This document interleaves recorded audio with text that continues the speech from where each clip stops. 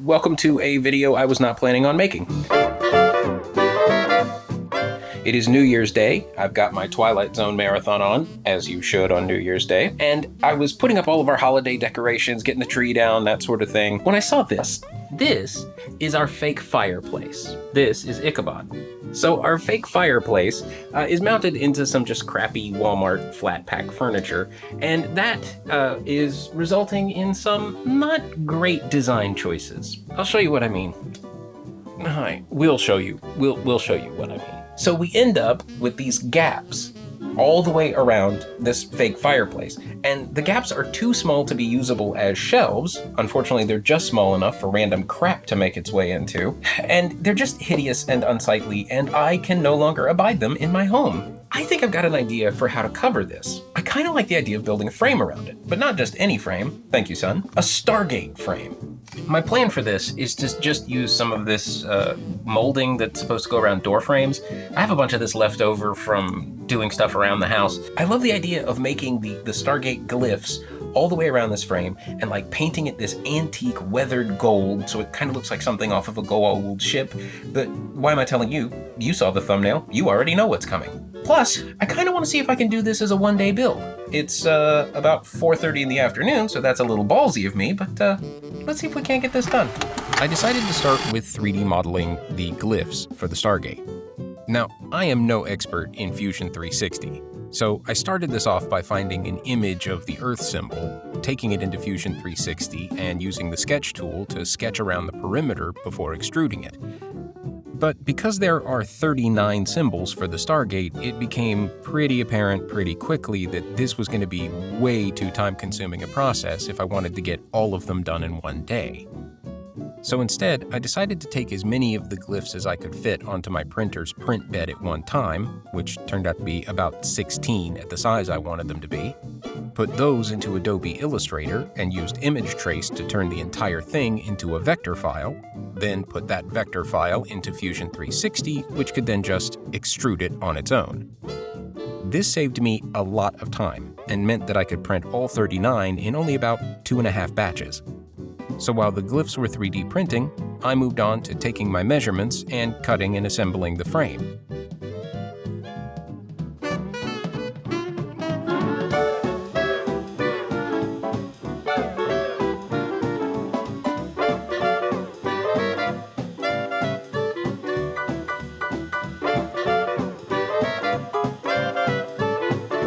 So as the 3D printer continues on the last little batch, it's a very small batch of glyphs, it occurred to me that there is an aspect of this one-day build that I neglected to tell you about. I want this to be a surprise for my girlfriend. She is a bigger Stargate fan than me. I wanted to do this while she was at work. It is now about 7 o'clock. She gets off work at 8:30 tonight. We have got most of the glyphs done. We've got the frame assembled but not painted. We haven't got the glyphs on. This one-day build not only has a one-day deadline, but it's got now about an hour-and-a-half deadline. So we better move. Bye. I have a feeling that these glyphs on this, door trim is going to look real lame and kind of plain if I just leave it at that. So I kind of want to see if I can do some engraving, just some really simple engraving. Okay. So my goal here, and I'm just sort of roughly sketching out this pattern, is to sort of mimic the intersecting circles that you see on the Goa'uld, particularly like the sarcophagus and the Zat guns and stuff like that. Just a quick replication of that pattern, mostly to break up these lines and the joints here and make it look less like, the door framing that it is. They are fairly rough. I had to do that really quickly. It's already like 8 o'clock. I'm starting to doubt my ability to get this done before my girlfriend gets home, but I'm still going to try. So right now, the last batch is finishing up of the glyphs. We need to take what we've got and start gluing it down, and then we got to paint this bad boy. Yeah, that's it. It's mostly just paint it and mount it. So we actually are pretty close to done. Okay, so I may have to concede defeat. I have been working on trying to glue down all of these glyphs.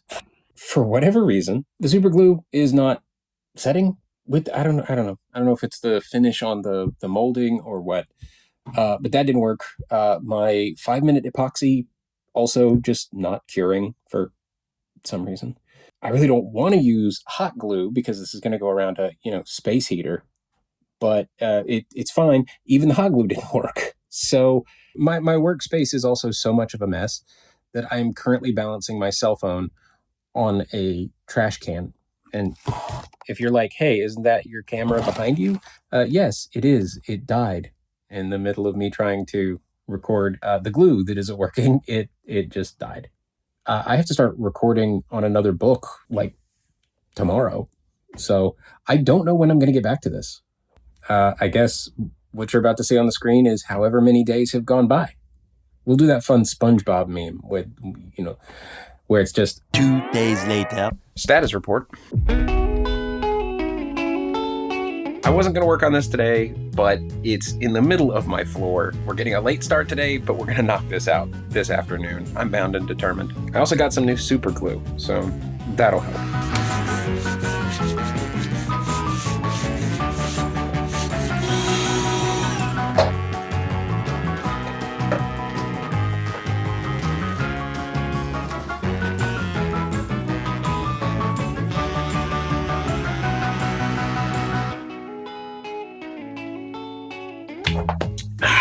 Man, if your hands aren't covered in super glue, did you even use super glue? I glued all the little glyphs around the piece, and I have given it its first coat of paint. Now, my idea for this paint job is I want it to be a very antique gold. So my methodology for doing this sort of thing is to start with a dark base coat. My absolute favorite rattle can color, this oil rubbed bronze from, was it Krylon? I'm telling you, you could do this and some rub and buff, and it's absolutely glorious. It's actually really good for doing this verdigris patina, which we're not going to do today, but we'll do another time. All right, let's go check on that first base coat out there. It should be dry by now. I hope it's dry. The sun's going down. I gotta hurry. Once the gold layer was done, I brought the entire frame back into the house and started filling in those engraving lines with a black paint pen. Then, to give it an antique or tarnished look to the gold, I took some black acrylic paint that I watered down really heavily and started stippling that with a brush across the entire piece. The idea being to stipple that black wash into all of the nooks and crannies, and then, before it can dry, taking a clean paper towel and blotting most of it back up. If you let it dry between layers and do 3 or 4 passes, you end up with this tarnished look that makes it seem like the gunk has slowly built up over the years. Unfortunately, this was the most time-consuming part of the process, which did give me probably too much time to contemplate my situation. For the last day, I have been very annoyed with myself for taking this project on. My job is really hard to describe.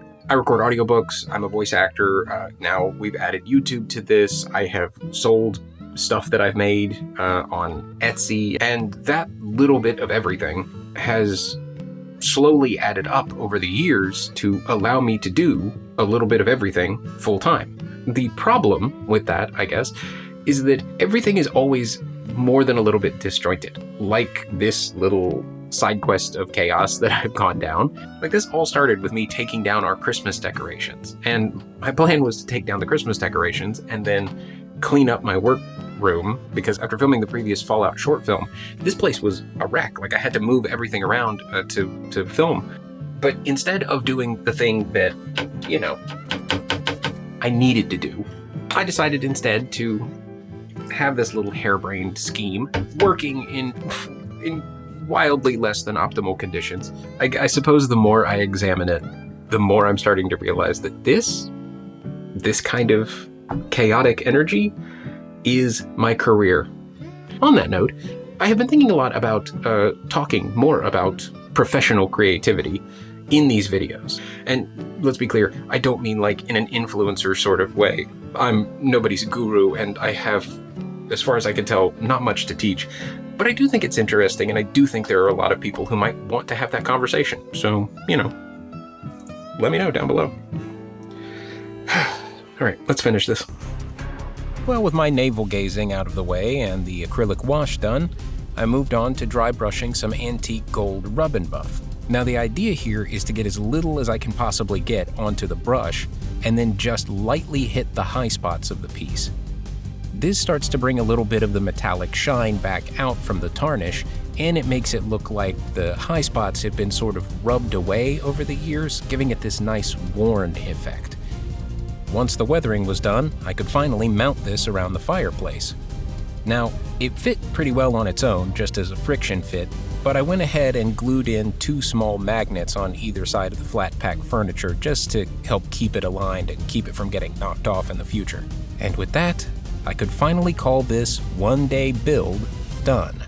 But before we go see the final product, I do want to take a second and say thank you for joining me on this admittedly impromptu and seat of my pants video. If you enjoyed this style of video, a little more quick and dirty kind of thing, let me know in the comments. I'd like to know that. Also, if you'd like to help support this kind of video or the more, well thought out ones, the best way to do that is with the brand new Patreon, which you can join in the link in the description. And remember, you can always like and subscribe, because if you follow me and take my learned advice, you too can take a one-day build and turn it into a 3-day nightmare. Anyway, let's go see the final build.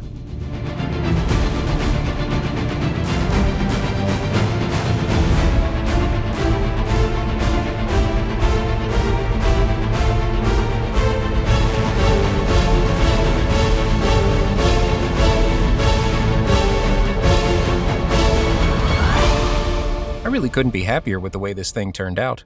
Even Ichabod approves. Never did put away the Christmas decorations, though.